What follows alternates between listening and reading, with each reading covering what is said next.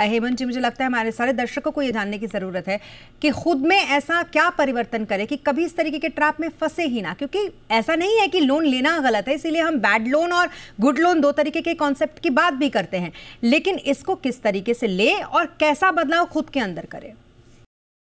I think ये बहुत ही important aspect है स्मिता, जैसे मैंने पहले भी कहा कि चाहे हमारी लाइफ की एस्पिरेशंस हो, चाहे वो जरूरतें हों, वो एजुकेशन लोन भी हो सकता है, वो हाउसिंग लोन भी हो सकता है।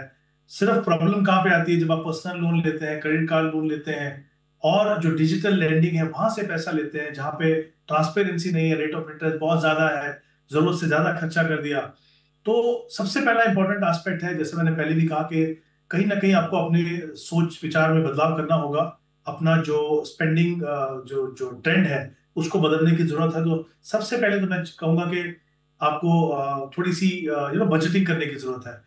बजटिंग का सबसे बड़ा फायदा ये होता है कि आपको पता चलता है कि मेरी कितनी इनकम है, मेरे एक्सपेंसेस कहाँ पे है, कौन से एसेंशियल है, कौन से नॉन एसेंशियल है, कहाँ पे मैं एक्सपेंसेस को कम कर सकता हूँ, किस तरीके से मैं अपने इन्वेस्टमेंट फ्यूचर के लिए भी इन्वेस्ट कर सकता हूँ।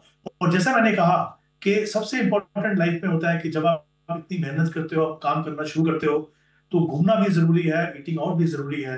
कहीं पे आपको कंप्रोमाइज नहीं करना है, सिर्फ ये है कि आपको लिमिट में करना है और उसको प्लान तरीके से करना है। तो सबसे पहले आपको, जो मैंने कहा, बजटिंग करनी। देखिए क्या होता है, जब आप बैंक के पास जाते हैं ना, सेविंग अकाउंट खोलते हैं, तो वो आपको क्रेडिट कार्ड ऑफर करते हैं, ठीक है। आपको ये समझ में नहीं आता कि उसको खर्चा कैसे करना है। जो आप नॉर्मल स्पेंडिंग भी करते हैं, आप हर जगह क्रेडिट कार्ड से स्पेंडिंग करते हैं, आप सोचते हैं कि चलिए जो पॉइंट मिलेंगे उससे हम फ्री एयर ट्रैवल मिलेगा, हमको होटल मिलेगा, तो कहीं ना कहीं बजट जो है आपका विंडो से बाहर चला जाता है।